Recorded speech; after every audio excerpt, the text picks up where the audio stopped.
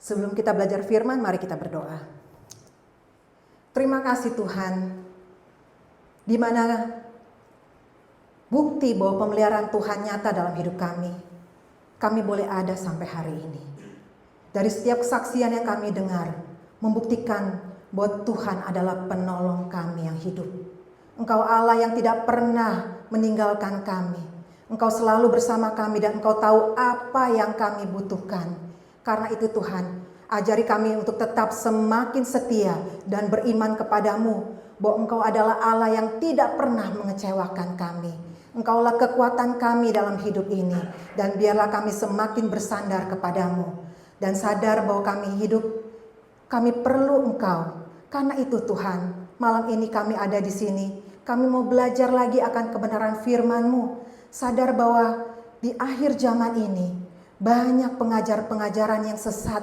Karena itu Tuhan, kami ingin tetap berpegang teguh pada kebenaran firman-Mu. Karena itu kami ingin semakin lagi mendalami, semakin lagi mengerti, semakin lagi mengetahui, sehingga kami tidak diombang-ambingkan dan tidak disesatkan oleh ajaran-ajaran sesat.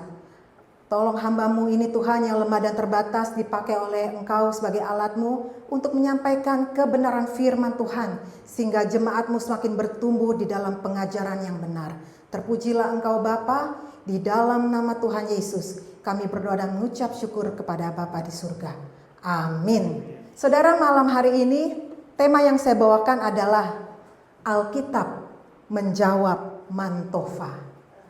Saudara, beberapa tahun yang lalu Pendeta Philip Mantova membawakan sebuah khotbah yang berjudul Trip to Hell atau Perjalanan ke Neraka. Dan dia mengatakan, saya ke neraka karena dosamu, bukan karena dosaku. Apakah ini sebuah kebenaran? Mari saudara, kita mau melihat tayangan dari video tersebut.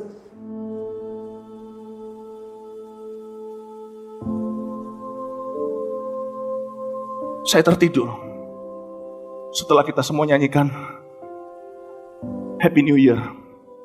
Saya pulang ke rumah 31 Desember 99. Baru lewat berapa jam, pas 1 Januari 2000, akhirnya saya tidur juga di ranjang saya. Saya tidur dalam keadaan bahagia, saya gak punya masalah. Hati saya lagi senang, tahun-tahun itu tahun-tahun breakthrough buat saya. Malah sejujurnya saya selalu berdoa, Tuhan, orang lain pernah dibawa ke sorga, saya bawalah ke sorga. Saya kepinginnya gitu, malah sebaliknya. Mungkin kalau saya dibawa ke sorga, saya mungkin mau di sana, gak mau pulang kali. Tapi kalau saya dibawa ke neraka, lebih berguna buat Anda. Tahukah saya dibawa ke neraka karena dosa siapa? Bukan karena dosa saya sudah diampuni. Saya sudah ditebus dan saya sudah terima. Ini loh, Anda sudah ditebus gak tentu sudah terima. Saya sudah ditebus, saya sudah terima. Saya ke neraka bukan karena dosa saya ke neraka karena dosamu. Karena dosa Anda. Bukan untuk menebusnya, yang menebusnya anak domba Allah, tapi untuk menegur Anda. Saya dipaksa ke sana untuk melihat semua itu, agar supaya minimal bisa menyelamatkan beberapa di antara Anda. Dengar baik-baik. Saya dibangunkan oleh sebuah tap on my shoulder. Sebuah tepukan yang sangat lembut. Waktu saya terbangun, saya tidak berada di kamar saya. Saya kira ini mimpi atau apa, tapi kenapa saya sadar sekali. Lalu mendadak dari belakang ada suara berkata kepada saya, Philip. Saya langsung bisa mengerti itu adalah gembalaku, sebab saya domba bisa dengar suaranya. Saya nggak tahu gimana, tapi saya bisa tahu itu suara Yesus. Karena mungkin setiap hari saya bersekutu dengan rohnya, jadi saya paham suaranya. Dan ketika saya mau menoleh ke belakang melihat beliau, leher saya ada yang pegang. Saya nggak bisa lihat, cuman sejauh begini saya nggak bisa lihat ke belakang lagi. Dan suara itu yang sepanjang pengalaman saya menuntun saya di sana, kanan atau kiri atau apapun yang saya harus lihat dan pandangi. Lalu suara itu berkata, pergi terus, jalan terus, aku akan menunjukkan kepadamu suatu tempat yang harus kau lihat demi orang-orang yang harus kau peringatkan. Seperti Yeskiel dibawa Tuhan pergi ke tempat di mana ada tulang-tulang kering yang sudah terbunuh. Saya dibawa Tuhan. Perjalanan itu panjang, kalau saya hitung secara manusia itu berhari-hari. Tetapi saya tidak melewatkan 1 kali malam tidur. Karena di akhirat waktu berbeda. Alkitab berkata bagi Tuhan 1 hari 1000 tahun. 1000 tahun manusia itu 1 harinya Tuhan. Cuman sebentar di sini. Tapi di sana lama sekali pengalaman saya, rasanya seperti selamanya saya disuruh jalan terus. Ketika saya taat jalan terus di tempat yang begitu hampa udara. Saya bernafas itu hanya menghirup Roh Kudus. Bukan karena saya butuh oksigen, karena tubuh saya masih menghirupnya di ranjang saya. Tetapi saya merasakan tempat itu kalau bukan karena Roh Allah. Itu perjalanannya aja membuat saya pasti sudah akan mati ketakutan. Saya berjalan terus dan saya melihat kadang-kadang di pinggir kanan kiri depan belakang saya itu seperti ada transportasi roh jahat, seperti ada sebuah traffic roh jahat yang sebentar keluar cepat sekali, saya nggak bisa jelaskan. Itu sepertinya lewat, kadang-kadang mengintip, kadang-kadang tempat itu begitu kacau, keotik dan begitu kering, hampa. Detik Anda di sana langsung Anda merasakan Anda terhilang. Tapi karena Yesus ada bersama dengan saya tahu saya dalam sebuah misi. Setelah melihat video ini, sebenarnya 1 jam lebih, tapi saya ringkas menjadi hanya 2 menit. Apakah ini sebuah kebenaran? Apakah kebenaran ini bisa dipertanggungjawabkan? Saudara, permisi tanya, bagaimana saudara menanggapi apabila ada seorang pendeta, profesor atau siapa saja, dan kali ini adalah pendeta Mantova bersaksi? Apakah kesaksian ini bisa dikatakan kebenaran atau tidak? Ini sebuah pertanyaan buat kita. Entah itu hayalan, entah itu mimpi atau yang dibuat-buat, dia katakan saya dibawa turun ke neraka. Apakah ini salah atau apakah ini benar? Dan bagaimana kita bisa mengatakan bahwa ini benar atau itu salah? Tidak ada cara lain, saudara. Kita harus kembali kepada firman Tuhan yang menjadi ukuran kita satu-satunya. Dan malam hari ini, saya mengajak saudara untuk melihat apakah yang dia saksikan itu sesuai dengan Alkitab. Pertanyaan pertama, apakah yang disaksikan Pak Mantova itu ada dalam Alkitab? Saudara, semua ayat dalam Alkitab yang berhubungan dengan neraka, menurut catatan Alkitab, baik itu dalam perjanjian lama maupun dalam perjanjian baru, kesaksian Mantova tidak ada satupun yang cocok dengan Alkitab, kecuali yang dia katakan ada kertak gigi.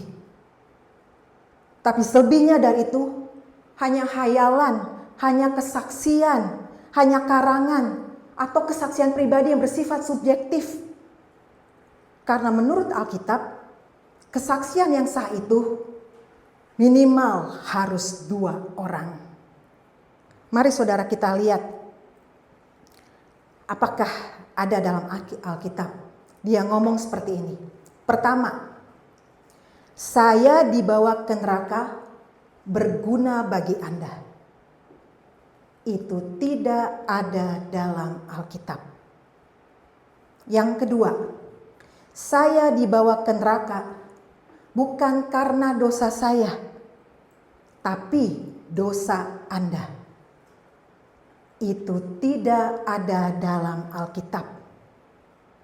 Yang ketiga, saya sudah ditebus, saya sudah terima, tapi Anda sudah ditebus? Enggak tentu sudah terima. Saya di sini enggak kurang jelas maksudnya dia apa. Mungkin yang dia katakan saya sudah ditebus dan saya sudah terima keselamatan. Tapi kalau dia katakan tapi Anda sudah ditebus, enggak tentu sudah terima. Ini suatu penyesatan. Karena orang yang sudah ditebus oleh darah Yesus pasti menerima keselamatan. Dan ini tidak ada dalam Alkitab. Yang keempat, Saya ke neraka untuk menegur Anda. Ini tidak ada dalam Alkitab. Dan yang kelima, saya dipaksa ke neraka untuk melihat semua itu, agar supaya minimal dapat menyelamatkan beberapa Anda.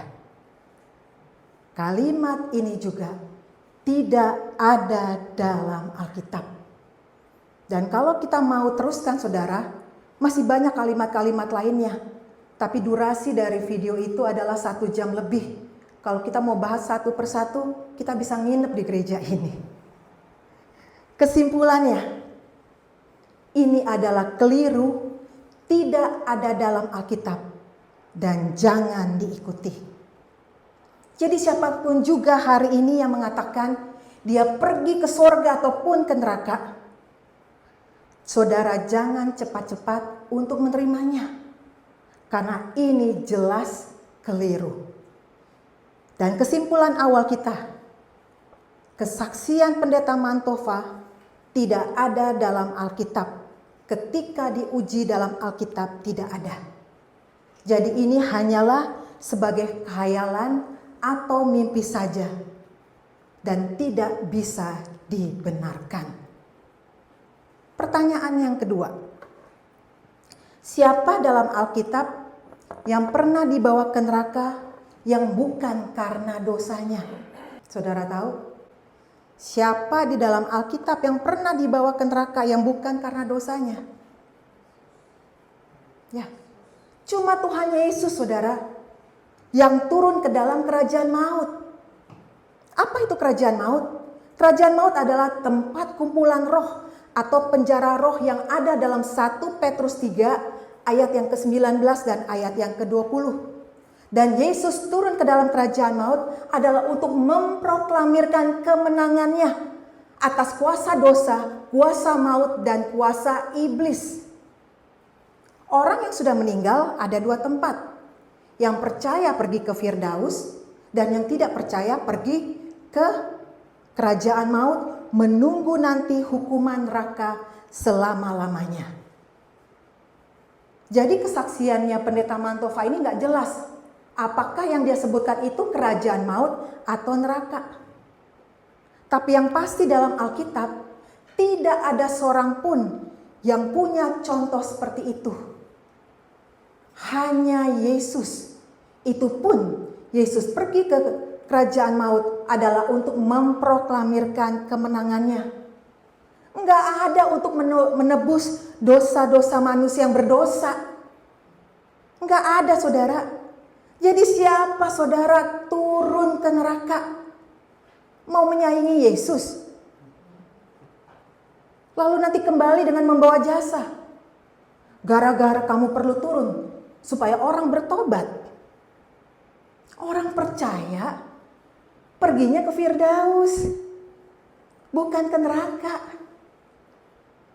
Jadi kalau ke neraka, saya meragukan keselamatannya. Apakah sungguh, apakah asli, ataupun tidak? Pertanyaan ketiga.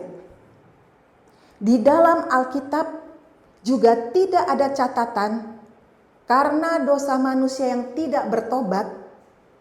Hari ini saudara, ada 2/3 manusia yang belum bertobat.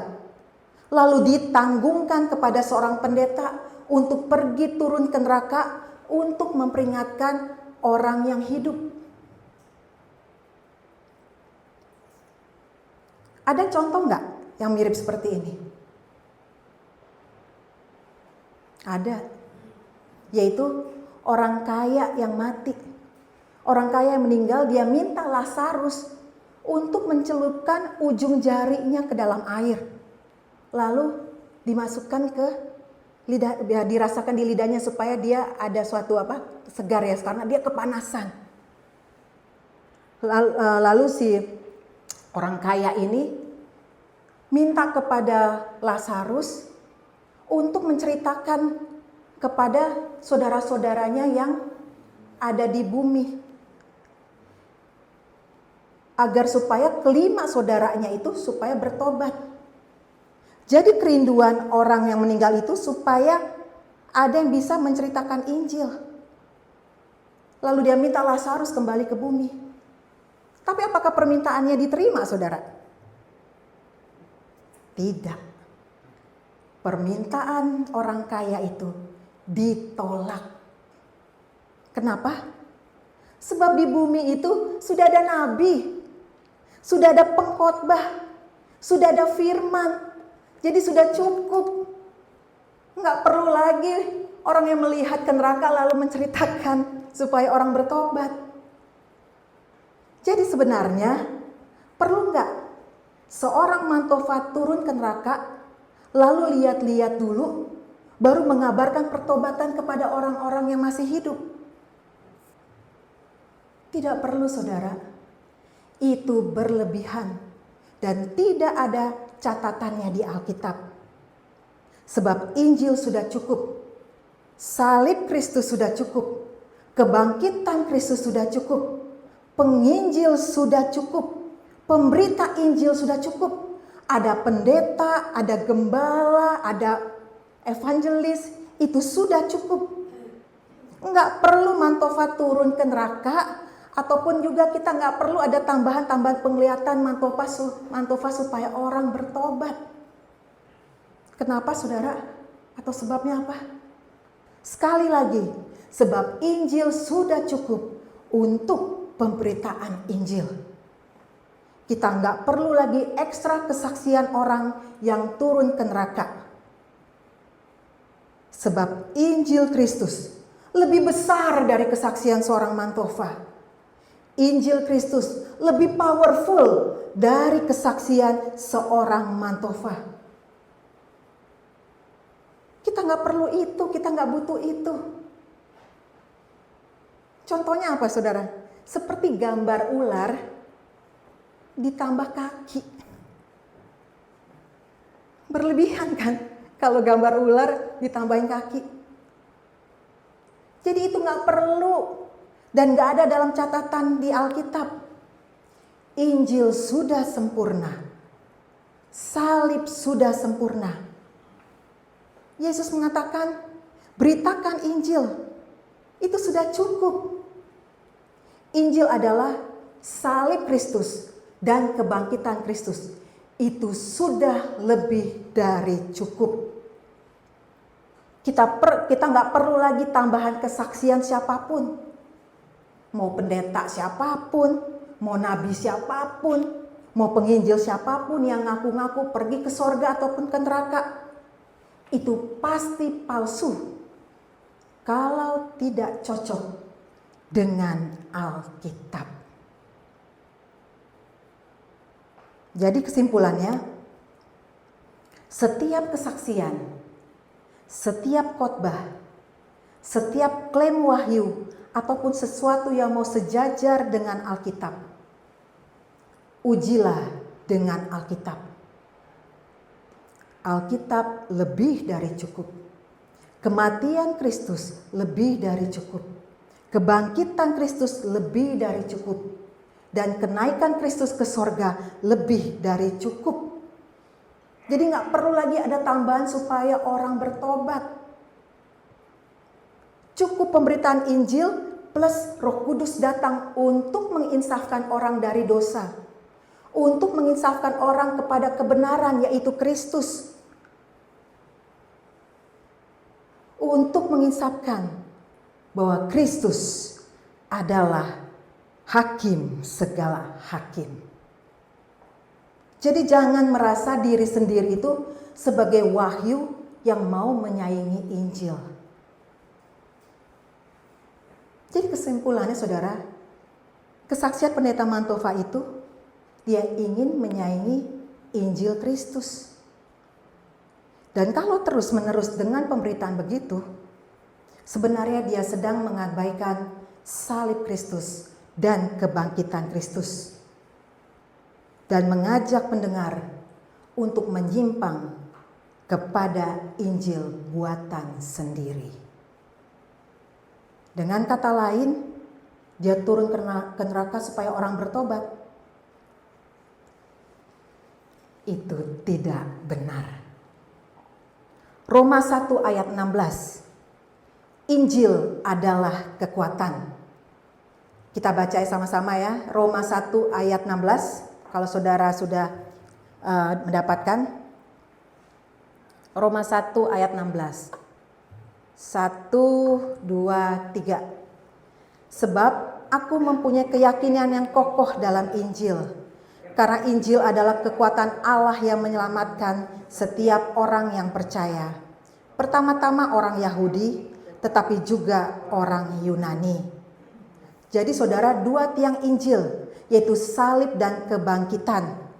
Salib menebus dosa kita, dan kebangkitan Kristus menjamin hidup yang kekal.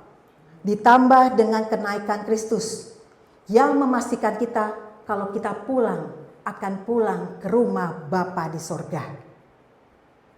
Jadi saudara, pemberitaan atau kesaksian Mantova ini adalah sebuah Injil yang lain.